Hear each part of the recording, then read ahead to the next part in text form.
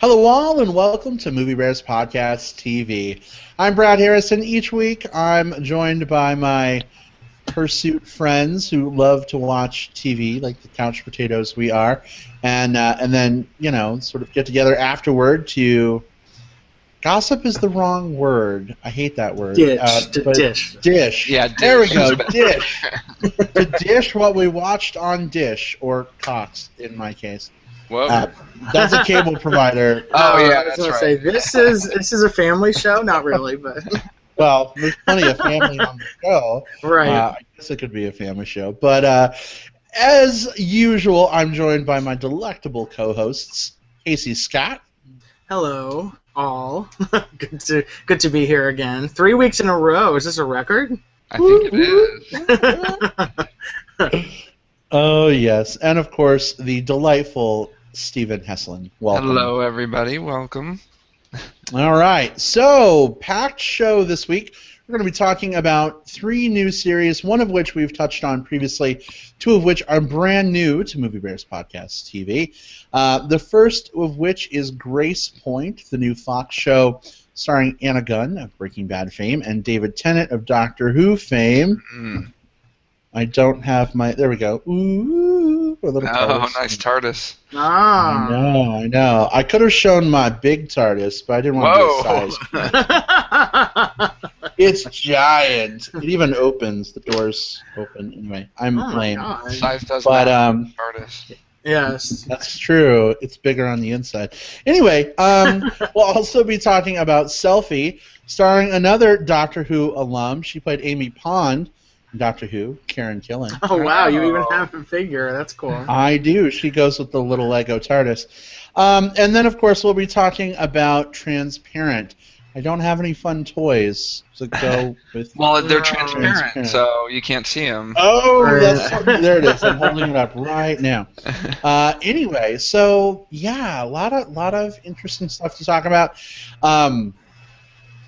This is going to be a little crazy, I think, because I feel very strongly about one of these shows. Oppositely, I think, to Casey Scott. So we're gonna have a little. I don't know. We're gonna have a little bro down, beat down. I don't know. A bro down. I'm not prepared for a bro down.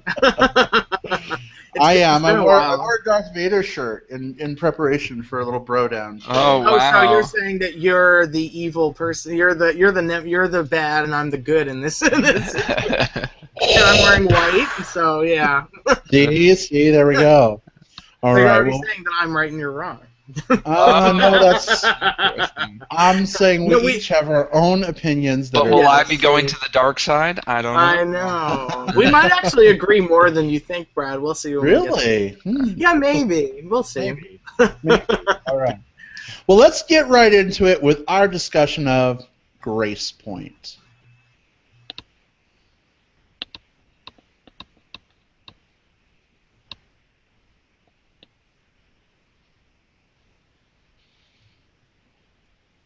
I don't have an Anna Gunn action figure, but I have She-Ra, and she's blonde, so they kind of go together, right? There should be an Anagun figure with the butcher knife when she has to, decide whether she's going to kill Walt. I would love that figure. Indeed. So, Gracepoint, as we mentioned earlier, Anna Gunn of Breaking Bad esteemitude is, of course, on this show, accompanied by David Tennant, who played the 10th Doctor on Doctor Who. He is, of course, missing his accent in this show. Well, he's just wearing a different accent, I guess. Yeah. Stephen, why don't you tell us a little bit about this show? What's the basic premise, setup, and is this something you think people should be watching? Sure. From what I understand, this is an American version of a show called Broadchurch that was on the BBC, and which, from what I understand, was only a year or 2 ago. Have you guys ever seen Broadchurch? Seeing the commercials, not seeing the I show. haven't. I've heard it's great. Yeah, everyone Before loved this, yeah. I listened to this local radio station, and they kept on talking about Broadchurch when it was on, and when this was announced, they were sort of appalled because they were like, you haven't even let Broadchurch die, and you're remaking it basically, and it's with a lot of the same people. So That was the interesting part, but I guess it's just more for the American audience. But the premise of the show is a little bit, I would say, Killing-esque. A young child dies, in the very, opening scene of the show, and it's in a small town where these kind of crimes don't happen, and so the whole community is very shocked by it. And there's a new sheriff in town. There's a new detective in town that has a history, which you don't know about the history. And he comes into town, and Anna Gunn was up for his position, but while she was on vacation, they decided to put this guy in her position. And so there's some tension there, but they are put together to try and solve this case of this boy, who Anna Gunn it's her son's best friend. There's a lot of connections here. And so the premise of the show is to try and solve the murder of this young boy. But the thing that's very intriguing about it is that everyone in the community is suspect. Even the Anna Gunn's son. At one point you see him deleting text, so you're thinking, what's this about? What did he have to do with this?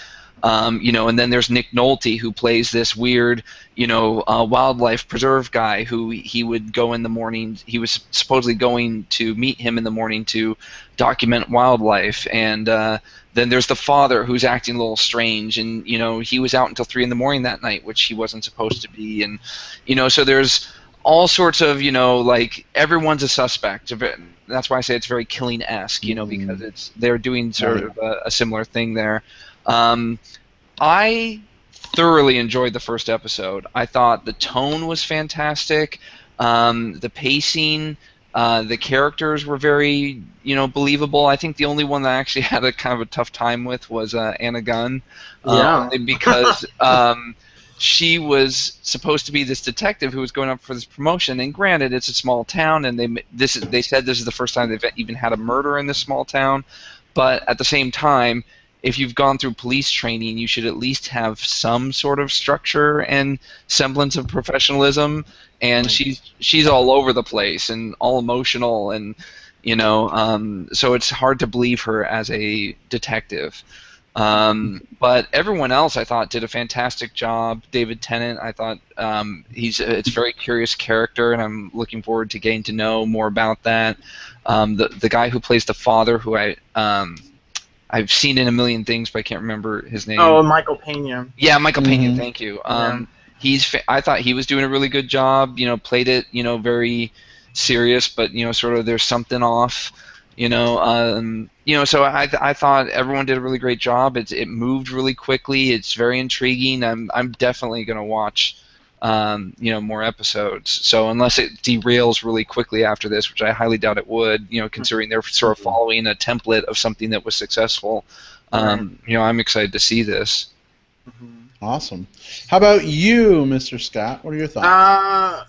I thought, it's how do I put this? I didn't hate it and I didn't love it. I was kind of middle of the road on it. I think it's a huge step down for Anna Gunn, which is going from this. She's won 2 Emmys for her performance on Breaking Bad, and she's going from this very interesting character in this, a very challenging role, to what seems like second banana to Doctor Who. and she's introduced as this woman who is sobbing on the beach. First of all, she's super bitter and bitchy. She didn't get her promotion. We meet her. She came back from vacation, and then she's sobbing because she knows the victim, and then she fucks up, and her nephew is a reporter. So it's like, yeah, I'm not impressed with this character, and I kind of feel like she's saddled with some crap. She's saddled with not a great character for this. The comparisons to The Killing are definitely spot on. There's just so many similarities, but it also reminded me a lot of Top of the Lake, which also is another kind of mini-series procedural.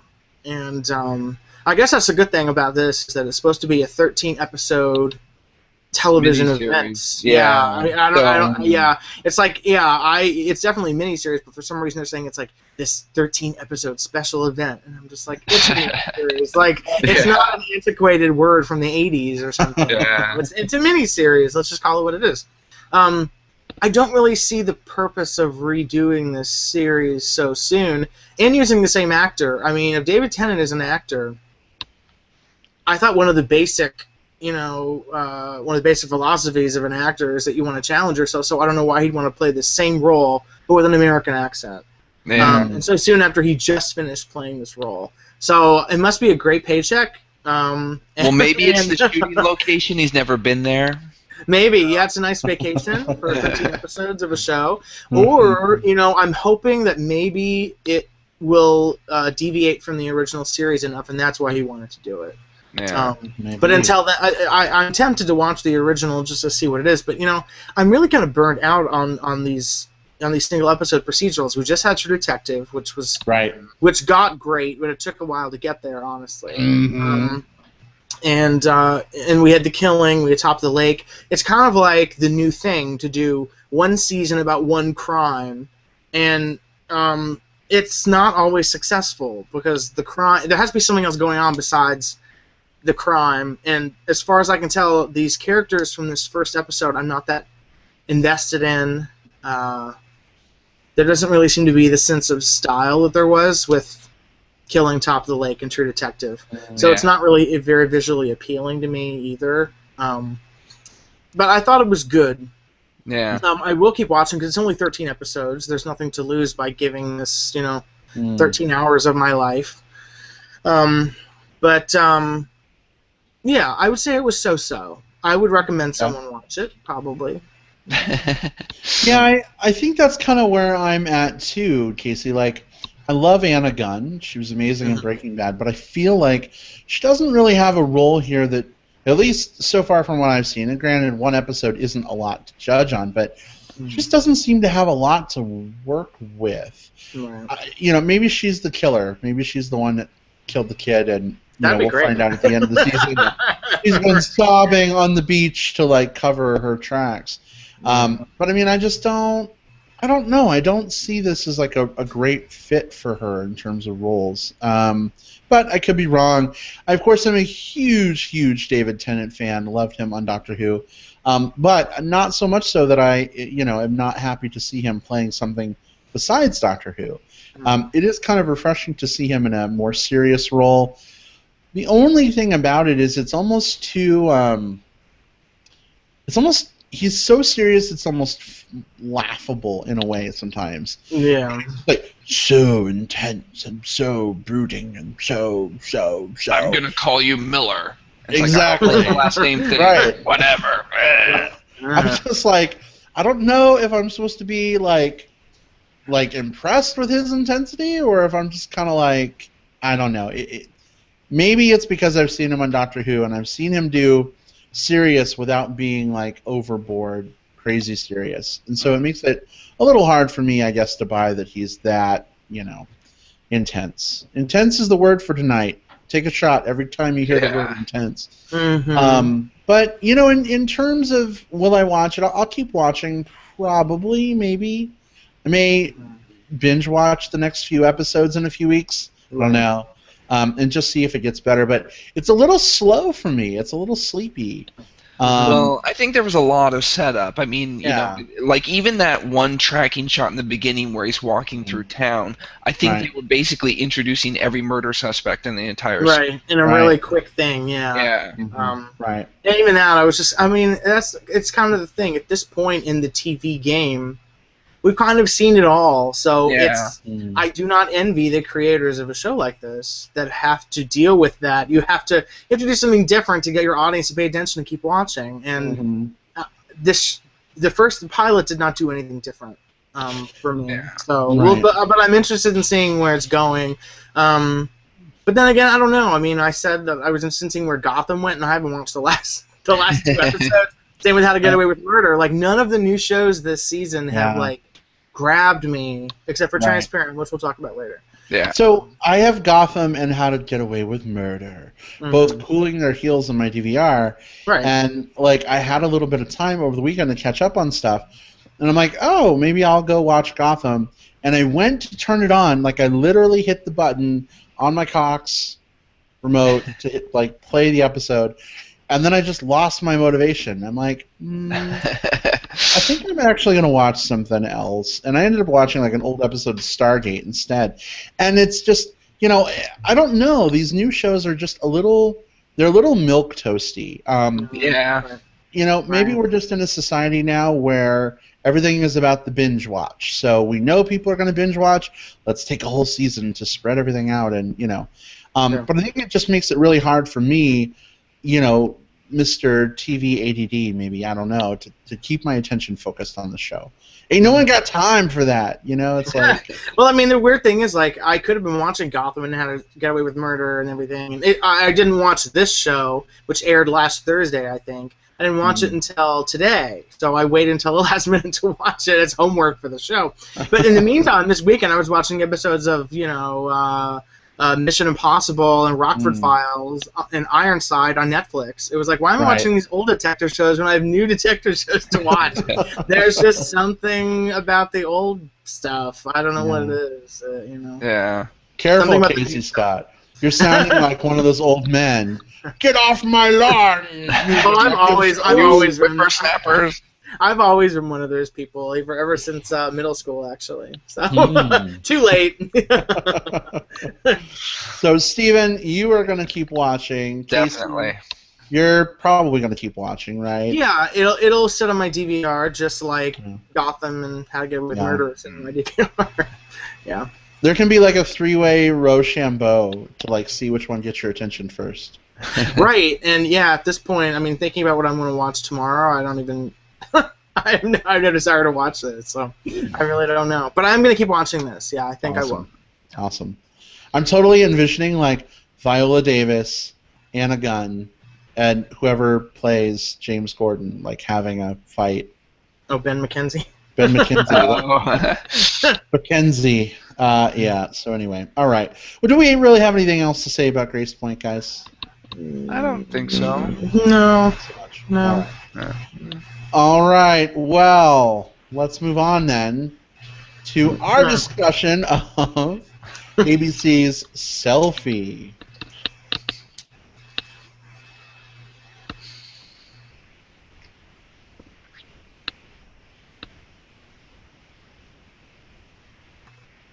All right, so Casey Scott, why don't you give us a bit of a rundown? What is this show?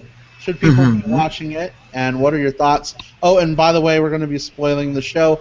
I guess I should have said that for Gracepoint. Sorry, guys. Oops. I feel like everyone should know that at this point. I know. But you never know. We could have new people. So. Yeah. That's true. We like nude people. I meant to say nude people. Yeah. Let's see. How do I start with Selfie? Well, first of all, I wanted to do Selfie because I watched it and was pleasantly surprised by it because I had the lowest expectations possible.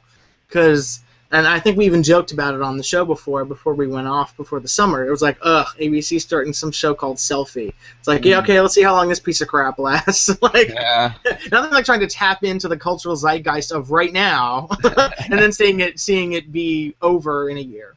I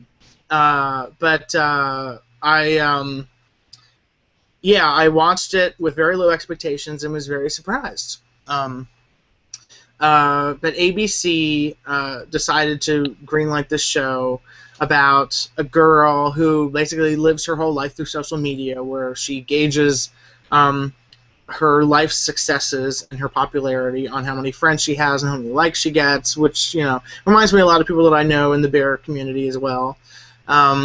In any a lot of people in any community I know. It's like it's not even just it's de rigueur at this point. But then she kind of finally realizes that she's kind of living a somewhat superficial existence. So she taps John Cho, who works in her office. I guess they didn't really establish what their relationship was in that way, and if they work together at all. to be sort of her mentor, and so it's essentially a now generation version of My Fair Lady that's gonna supposedly exist over the course of several seasons. I don't know how they're I don't know how they're gonna sustain this, but I'll probably keep watching to see how they do it. As long as I get a couple laughs out of every episode, I don't mind watching it. So. That's the important part, right? Yeah, like I was in it for the long haul with this show after the opening on the airplane, and I was like, oh my god, okay, I'm gonna keep watching this because I thought the opening with the double vomit bag was kind of great. I mean, it's gross out humor, but sometimes that works for me. So. All right, Steven, how about you? What was that eyebrow? I saw your eyebrow. That was your judgmental eyebrow. Don't you judge me. The eyebrow of judgment. All right, everyone, take out your cell phone. Oh. Yeah. Got it. Put it on the front-facing camera. Front-facing camera, engage. Front-facing camera. All right, let's see. All right. Downward angle. Duck lips. Downward angle, right? Yeah, side tilted face. Fuck me eyes and duck lips. Fuck me eyes. I've never taken that in my life. I think I got it. All right. I think I got a good one. I gotta do more duck lips. I got it. Okay, how's this, guys? How's this one? Does this one look okay? All right, hold on. Is that duck lippy enough? I think that's so. a good one. How's this one? Oh, look at that. And I got that one. All right, let's see yours, Casey. Oh my god. Yeah. Guys, it looks like you're waiting for something. All right, we'll post these in the thing there. Anyway. Yeah. So yeah, I'm not a big fan of this show. There were moments where I chuckled internally. I wouldn't say LOL'd. Oh no. So I think the brightest part of the show is John Cho. He has, I think, really amazing comic timing. I think he has that sort of snarkiness down pat. I think he's also very handsome. You know, he's agreed. You know, not like my type, but when I look at him on screen, I'm like, God damn, he's hot. You know, like he's just a really handsome man. But you know, to me, the whole thing is I need to be able to identify, I think, with the main character a little bit, and they made her so over the top farcical, you know, that it's really hard to kind of connect because she's just, you know, like they're at the wedding and she pulls out her phone and like she's playing some game and the noises, you know, interrupt the whole wedding. And she doesn't even notice. She's just like, "Oh, is everyone staring at me?" It's like, you know, who does that? I mean, come on. You know, she had tapped into her past, where she had her phone as a companion. Ridiculous. So you know, it is ridiculous. So you know, like that, and like you know, the whole interaction with the person at the front desk, where you know she says the thing, and he's like, "You're gonna need to say, how are you?" And she's like, how are you? You know, like, come on, you know, it's like she doesn't know how to speak English practically. It's, you know, so it was just a little bit over the top, and it was very hard. And I sort of agree with you, Casey, that I really honestly don't see how they're going to sustain this show. I mean, there's going to be several episodes in this season at least where she's going to be stumbling and falling back on her own habits and, you know, overcoming some of her things, but you know, I can't see this going on and on and on. I really can't. And it's like, when are they going to get together? And then it's like a long countdown until they get together, which I don't want to have. Oh, and then on top of it, the music, you know, and they played the song "Selfie" by the, you know, the Chainsmokers. It's like, oh god, you know. I don't even know that song.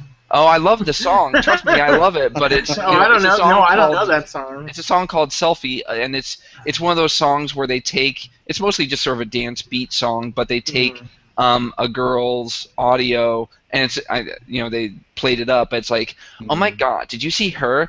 I'm gonna post this on Instagram, and I don't know which filter should I use. XX Pro or Valencia. Wait, that's a song? Yeah, it's just like talking, but it's like doom doom doom, and it sort of reminds you of those songs like oh my God, Becky, look at her butt, that sort of thing. Yeah. Or like Desiderata. That shows how what an old soul I am. 1974, 75. Yeah. So yeah, unless we have to watch this show for the show, I don't think I'm going to.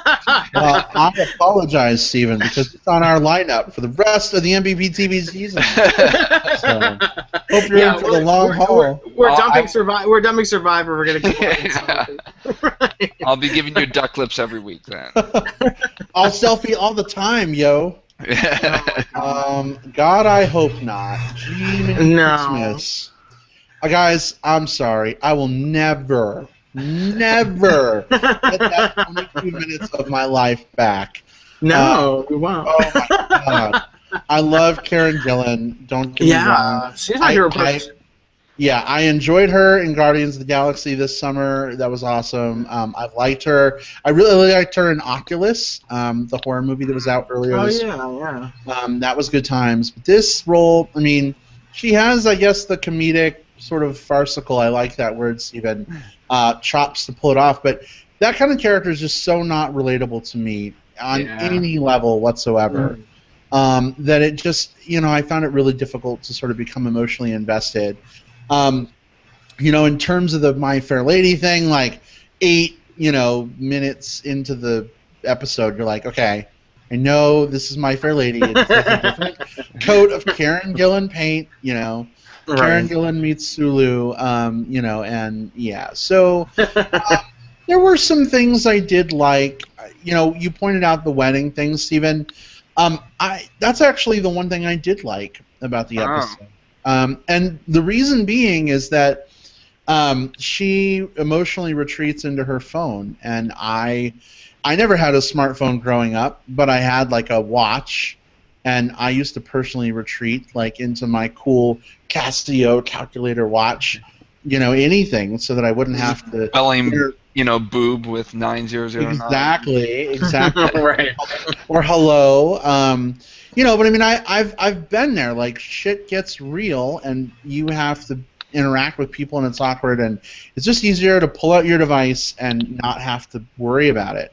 And I mean, I'm sure she probably would have realized it was making sound, and people would have realized that, she should have been aware of that. But you know what? When you're kind of in your own head, maybe you don't, and maybe it's a metaphor. Yeah, but she had to pull out her phone, unlock it, type in the app. Like there's points where a sound would have happened, and ending. Even people who are obsessed with their phones would know to shut off the sound at that. Actually, I'm going to challenge you on that point, because I hang out with people all the time, and because of my line of work, I think I'm just very sensitive to people's habits with their phones. Mm-hmm. And it astounds me that people walk around with their phones on, full volume. Yes. Every time they get a growler, the little horror alert goes off. Right. Like as loud as possible. Different. That's like if it were in her person, it made a noise, that'd be different. But she was actively using it. That's true. That's true. But what about people who, like, at fucking restaurants will pull out their phone and think it's okay to watch a YouTube video? I totally agree with you there. Like, when you're in a public space and they're watching a video, it just happened to us the other day. We were just in a little place, and there was only like 4 of us in the restaurant, and this guy's watching sports, and he's just watching the game while he's eating, and I'm just like, really, dude? Right. It's like, I come to this really cool Chinese restaurant because it's quiet, there's, like, thematic music. I get to enjoy sort of the tea roomy atmosphere, and now you're gonna fucking like watch Selfie on your iPad, really? Anyway, thanks, Casey. I mean, it's all the new comedy pilots that have aired. I've watched all of them so far, and this is honestly one of the better ones, and that's unfortunate. It's unfortunate because they canceled happy endings. Yeah. Canceled The Neighbors, which I really liked, about the aliens in New Jersey. ABC canceled a lot of good stuff, and then they brought Selfie, and Manhattan Love Story wasn't terrible. So Selfie Casey, was still better than all of those. In all seriousness, I mean, I really didn't like this show much, but Mhm. I have an open mind. So what is it about Selfie that sets it apart from those other new comedy shows? Like what? Good question. What drives? You know, I honestly think it's Karen Gillan. I think it's Okay. you know, I think she's really good on it. I will say they have a talented cast. I liked everyone in it. You know, it's just I didn't like the writing per se. You know, it's Right. you know it's but I mean she's good. John Cho's good. Even that that guy that had sort of a scruffy face that I've seen in a million comedies and stuff like that. Was he on New Girl? I feel like I've seen him somewhere. I thought he was. I'm trying to remember who you're talking about. But he was, you know, he had a few lines that were really funny, and you know, so it's, you know, I feel like everyone in the cast is very talented. It's just, you know, I'm hoping that you know they'll get past, you know, the ham of it all. Right. More heart, less cans. Well, I think just a little bit more grounded.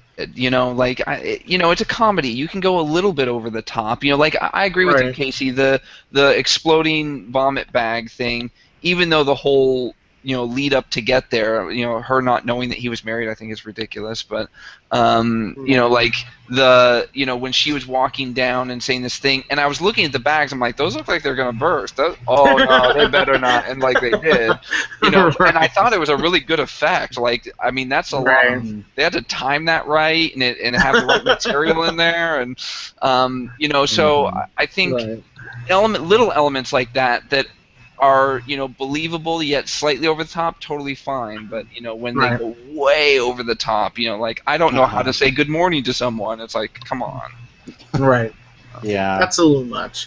But I mean, but then I don't know. I mean, sitcoms are supposed to exist in a different world than everything else. So I guess maybe I have a better way of or not a better way, or I've gotten used to the way sitcoms work, and so I know to buy into certain things that people are not going to act rationally, because if people act rationally, there'd be no Three's Company, there would be no Golden Girls, there'd be no sitcoms would exist if people acted rationally. People do not act rationally in sitcoms. Yeah. Or else there'd be no situation for the comedy, situation comedy.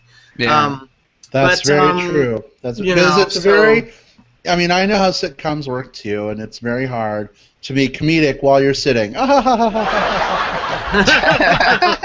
no! Yeah, see, that's the thing. I will not watch, and that's another reason why I like Selfie, is that it wasn't a laugh track sitcom, because I hate those. But I don't know. I think it's interesting that you guys say that they're like I don't know. Do you really feel like it's important that a character be likable for you to watch the show? I mean, not likable, but I think relatable.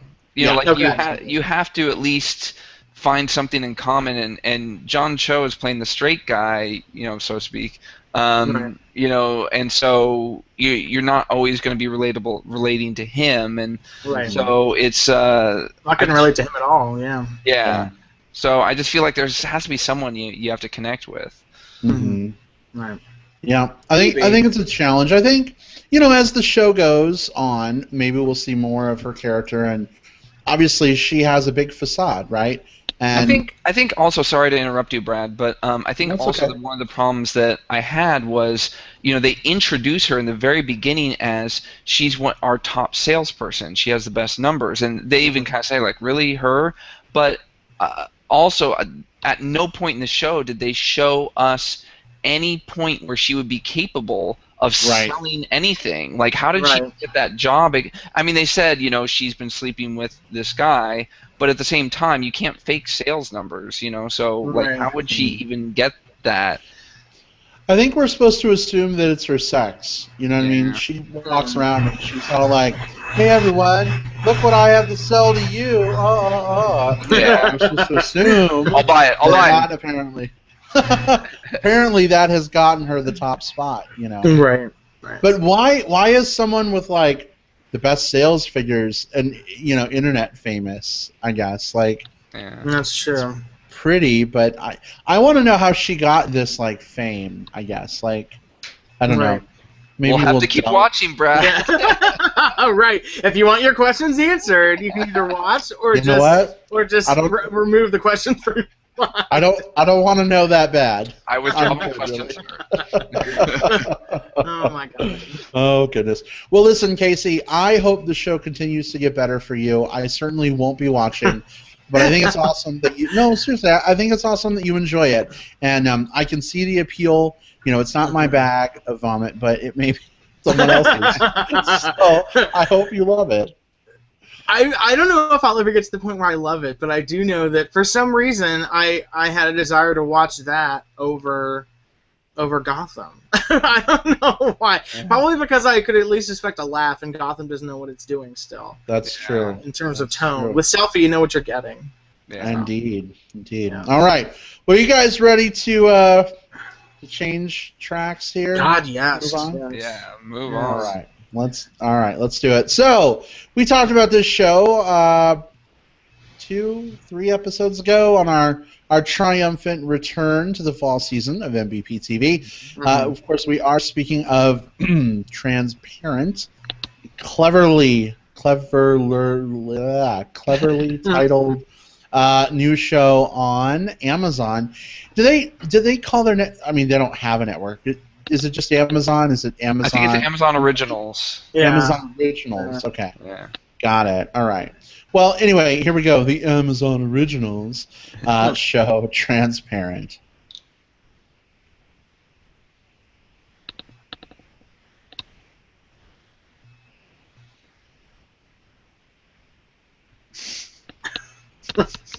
Nice. That's the theme of the show. That's what the show's like, actually. It's exactly like that. I can speak right through you with my eyebrows of judgment. All right. So for those of you who are listening to the audio version of the show, 2 days from now, well, a day from now, you just missed some Steven Heslin cuteness on cam. I'm telling you, man. He can be an actor. Takes a skilled actor to be able to do that. Yeah, exactly. That was amazing. How you got your legs up around your head and twist out, you never know. That's why you got turned into the live show. Right. You turned into all that jazz up in here or something. That's right. That's right. All right. So, Transparent. We touched on this show a couple episodes ago. We reviewed the pilot. We have since watched 2 more episodes. Stephen, what are your thoughts on episodes 2 and 3? Do they live up to the promise of the pilot, or did it kind of take a dive? I think they went beyond the pilot. I think that this show is fantastic. I am really loving it. Casey let us know that he sort of binge watched it, and I'm very jealous. I could easily binge watch this show if I had the time. But I just, got in the next 2 episodes, for this podcast, and but I mean, it wasn't a chore. I mean, I was so enjoying every minute of this show. The characters are so well written. The dialogue is so well written. Even just the settings and the music choices. Every little aspect of this show, I love. So the next 2 episodes that we've watched. You've seen Jeffrey Tambor, who is taking this character so seriously. Like, I thought they might ham it up. With a choice like him, I thought they might ham it up a little and make it sort of comedic, but they're not at all. And he's playing it so endearingly. And I'm not even sure if I'm using these words correctly, but I'm using them. No, you are. You're not being Wendy Williams. You're using. Okay, thank you. I was afraid of that. I'm like, am I making up words? Yeah. No. So, but he's playing it so, well, and the kids. So basically, Jeffrey Tambor has, at the end of the pilot episode, and it jumps right, it picks up right where it left off in the second episode, and he comes out to his daughter, I think his oldest daughter, and who was kissing, who was it, Janet from The Office, Melora Hardin. Yeah. And so the focus became, Jeffrey Tambor's character, and he comes out to her, which was an amazing thing for him. But also, she's discovering new feelings that she's having, for her old girlfriend, and then you find, you go into the other kid's life, the boy, and he's, finding out that a girl, that he's been managing and also sleeping with, might be pregnant, and, she wants to have an abortion, and, the other one is banging her, trainer, and, so there's all these, weird, interesting storylines that are kind of interweaving, and then in the third episode, they just sort of develop more upon that. But I just love all the dialogue. I feel like there's something about the dialogue that is so natural. There's, a lot of times in TV writing, they'll focus on one thing and they'll have this direct conversation, and everything is so perfectly, everyone says everything so perfectly, and I feel like they allow the actors in these scenes to sort of mess up and stumble and also get distracted by something. Like there's a great scene with Jeffrey Tambor where he's like explaining something, but he's walking through an apartment and he's talking about something, but he like picks something up, he's like, oh my god, is this thing? And then goes back on to the thing. It's like, that happens all the time. My husband Sean does it all the time where he's like, oh my god, the most important thing happened on the way. Was that a squirrel? It's like, just saying, keep going. Right. So I love it. I can't speak highly enough about it. Awesome. Yeah. And you, Casey Scott? Hopefully this will redeem my interest in Selfie because I love this show. I mean, this is my favorite show right now. And that's the frustrating thing is that you get a show that's this good and that is this well done, well acted, well written. Like everything works in it for me, but there aren't any other shows like it, which makes it so frustrating. Because it's like when you finish it, you're kind of like, okay, where do I go to get good TV like this? And you're like, well, there's nothing on cable right now. Network TV is kind of bombing lately. Where do I go? So thank God for Amazon and Netflix. I just wish that they produced more shows on a regular basis. I'm sure they're trying. Yeah. But no, I did binge watch the whole series in a day, in like a full day. And I can't recommend it highly enough. I think it's so good. And they just showed it. It's funny because we went to go see oh God, what was it? Gone Girl yesterday. And before the movie, they showed a commercial for this. But they made it like a very heartwarming family thing, and I was like, this is not it's not that heartwarming. Like, this is totally false advertising. Yeah. Because it made it look like Parenthood, which is like, all the family members, they get together and they have fun and they get along and blah blah. And it's like, it's not really like that. Like, everybody has their secrets, and Judith Light is insane, and but it's interesting. So if you guys are 2 episodes in, I'm trying to think of exactly 3 episodes in, right? I'm trying to think of exactly where you are. Where I left off is, let's see. We know that Glitterish chick was pregnant. Mm-hmm. We know that the sister Allie, is that her name? Gabby Hoffman? Character, whatever the character name is. I can't remember. Brown-haired girl, whatever, black-haired girl. It is Allie, yeah. Gabby, the youngest daughter is Allie. Man. Yeah. So anyway, she's getting it on with her trainer. But anyway, so episode 3, we find out Glitterish chick had an abortion. Yeah. Tell Joshy, he's upset. He got fired. That was funny. I really hate him, which is a testament to the actor who plays him. Yeah. Duplass, yeah. Every time he's on screen, I just want to like break my TV. I'm just like, I hate you so much, you fucking douche. But he's like a real character. Like, he's a real dude. You could I could picture knowing him in real life. Oh, yeah. I know like 4 people like him. Yeah. Which I think is why I'm partly so like, But he had that cute little moment with his niece that I thought was like super cute. Yeah. It's true. You look like you're underwater, Uncle Joshy. That was cute. But he's all like, good, because I'm going to drown you underwater. Whoa. Or maybe that was me. That was you projecting. Yeah, it was pretty much me projecting.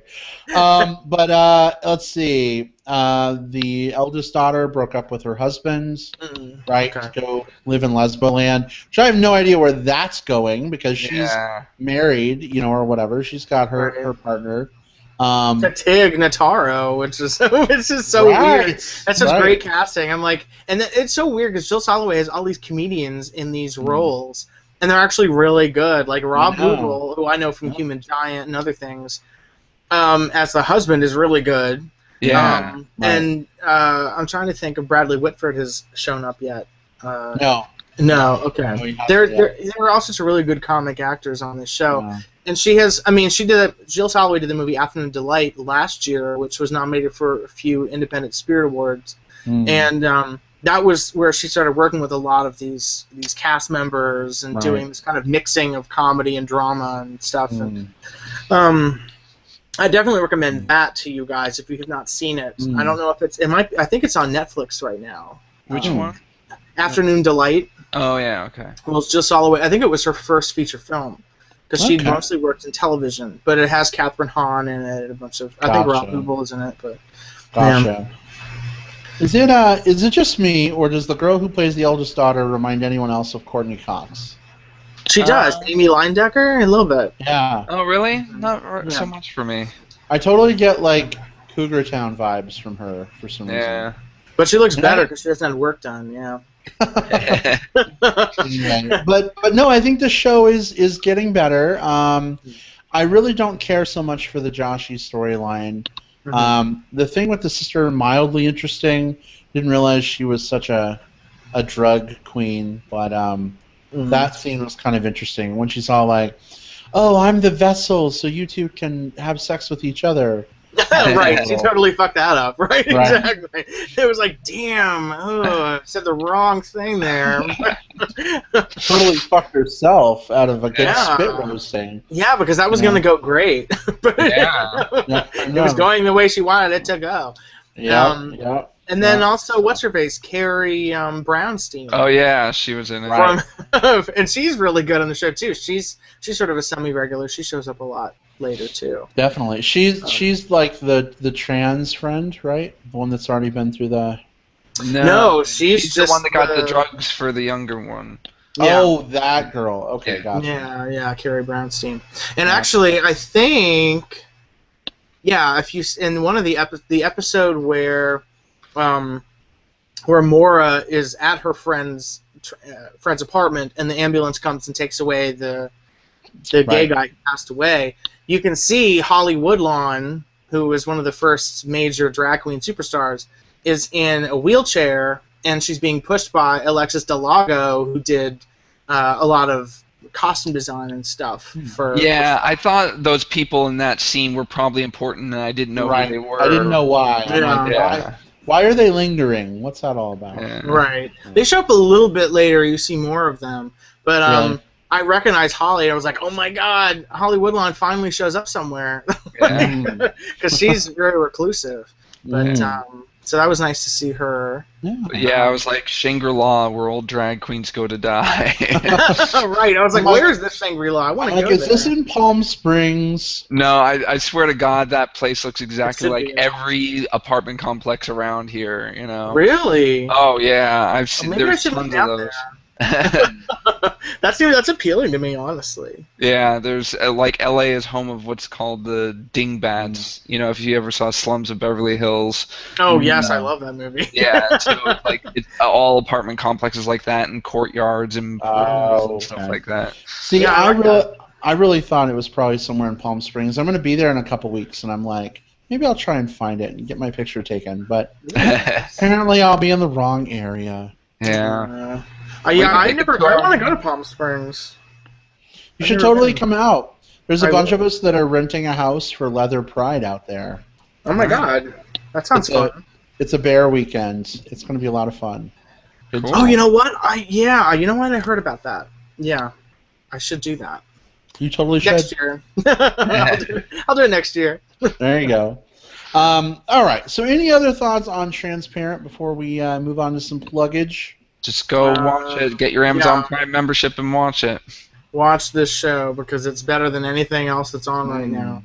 Yeah. Anything else scripted that's on right now. So, question.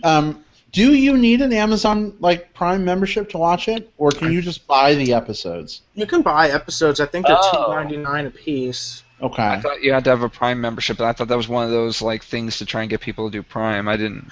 I think you can pay to see the episodes. Okay. Cool. When the pilot was initially available to everybody, because they were the current pilots that are up now are available for everybody because they want to know what people want to watch. But I always laugh when I hear the words Amazon Prime because it sounds like a transformer. It Amazon Prime. Yeah. Amazon Prime. It's a weird name. It doesn't really sort of describe what it is, No. How about Amazon 2-day shipping and free TV? I don't know. I thought Amazon Gold or something. Yeah. Something to do with the Amazon Lush Green or something. Lush. Boy. Amazon Lush. That's good. That's a good one. Yeah. Selfie would premiere on that network. Anyway. Amazon Lush. Sorry. Anyway, all right. Let's move on to some plugs. Let's see. For me this week, I'm just gonna plug the CW this week because oh my freaking god, The Flash and Arrow are premiering this week. What? I'm so freaking pumped. I cannot wait. Oh my god, I'm brimming with anticipation. Oh, goodness. I know. I need a cold TV shower. Maybe I'll go watch some Gotham. I'm gonna have to wait till the. Oh wow! Temper it with some Gotham in between to bring it down. Oh no! That's so cruel. Screw NyQuil to help me sleep. I'm turn on Gotham. Gotham will help you get your Z's. Oh my god! Oh look, there's Catwoman. Exactly. Oh, anyway, yeah. So good stuff. Can't wait for that. That's my plug, and I'm sticking to it. Casey Scott, what do you got?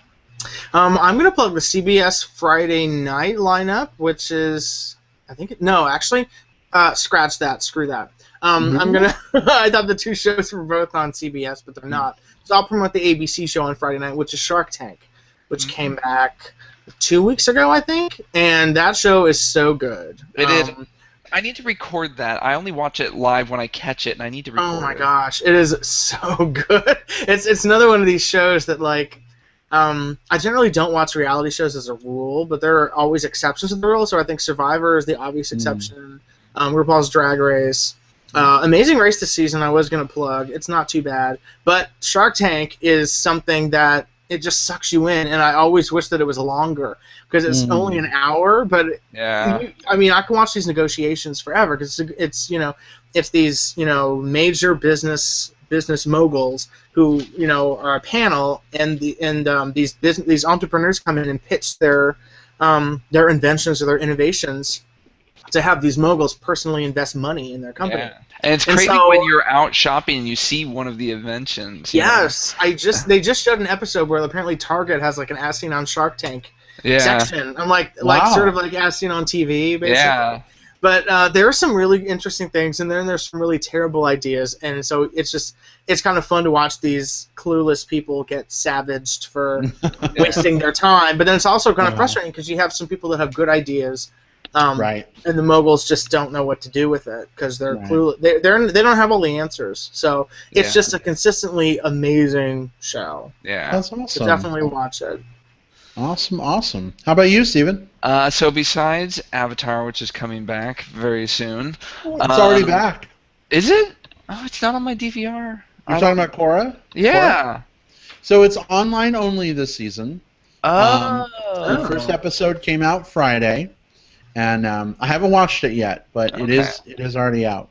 All right, I will check that out. But besides that, I am going to plug something that is sort of with an asterisk because I'll be leery to see where it's going. But Homeland.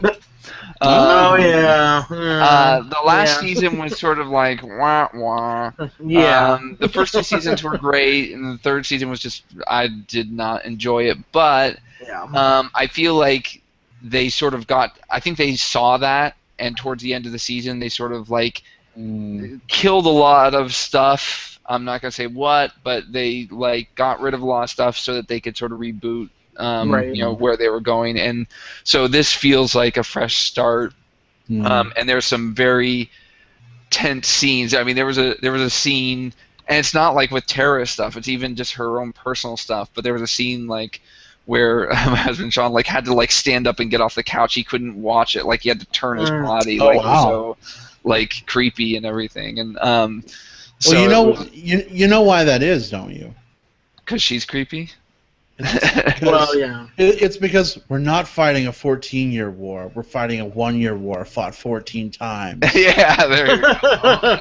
I've seen the trailer. That's all I know about Homeland. Oh Yeah. my god. See, my thing about I am going to watch this new season of Homeland because I'm interested to see where they go. But my issue with this was last season, Steven, was that she has gone so far over the edge into Crazy Town. Yeah. There's no logical way that anyone would ever take her seriously ever again in the CIA or any intelligence agency. So if she's still with the CIA, that it's going to be hard for me to believe. She is, but it's like it's definitely like they've sort of demoted her, and she's trying to claw her way back, you know. Okay. But I could kind of buy that. Yeah, and that's the thing is like it feels like there's been some time and things have calmed down and people are all doing their own, you know, different things, and they're all kind of like now want to come. They're sort of fighting their way back to the positions they were in so they can kind of go to be where they were. Right. You know, but it's I think it'll be interesting, you know. It's so I think I'm excited for it, but again, because of kind of how bad last season was, there's an asterisk there that I'm willing to unplug that one. Yeah, I didn't even finish last season. I stopped because it was too involved in Dana, the teenage girl's bullshit. And I was just like, I don't care. This is horrible. I think I stopped halfway through the season. Yeah, I think they got rid of those characters, and hopefully we'll never see them again. Well, yeah, that's a good thing. Yeah. Yeah, that's right. Yeah. Oh, all right. Well, guys, this has been a lot of fun sitting down and chilling with you guys as always. I know it's all virtual, but I feel like you're all in my office. Yeah, likewise. You're just hanging out, you know. So anyway, good times. For next week, I imagine we will be talking Flash and Arrow. Yes. Yes. Yes. Because I can catch up on Arrow by then too. Are you sure? Because we could. Yeah, because I basically finished season 1. I just need to watch season 2 on Netflix, and then I'm done. And so that's a good way to spend my week rather than Gotham. I just want to watch Gotham. I'll just stick to the CW because CW is doing this genre the best out of anything. Yeah, exactly. That's true. That's true. I wish DC had as much control as Marvel did on their properties. I know, right? I know. And we'll have to figure out what we're doing for our third show next week, unless we have so much to talk about. We just want to do 2. I don't know. Yeah. Well, we'll talk about it, but I know that the show The Affair, which is starting on Showtime, is supposed to be really good. Oh my God! We did not have TV news week or TV news this week, but Twin Peaks is coming back. Oh yeah, they just announced that today. Yeah, they just announced it today. I thought maybe I read it wrong, like maybe it's now available on Netflix or something, but no, I it's did too. coming No, back. It's coming back. It is. It's still on Netflix now. You can catch up and see. Well, watch season 1. Season 2 is very hit or miss. So that's why I'm not that excited about it. I'm kind of like, maybe we'll see. You know, I'm hesitantly. I'm hesitantly excited. Yeah. Hesitantly excited. Asterisk. Asterisk. It's another asterisk thing. It's like, can we dig ourselves out of the hole that's season 2? I love how Steven does that, like asterisk. There needs to be a sound effect for that. Yeah, there does. I don't like know a that bell or something. I don't. Well, there's a doorbell. That works. I thought like a ding or something, like a time's up thing, or like a. Not like an I don't think so. No, there's nothing really like that. What's this? Okay. Wow, that's cool. Nice. That's the most ominous asterisk ever. It's kind of like, warning, there is an asterisk attached to this show. God. Yeah. It's like next week on Transparent. Oh my God. Oh goodness. That's All right. It's like a John Carpenter movie. Indeed. All right, everyone. Have a great week. We'll see you next time. Take care. Bye guys. Everyone.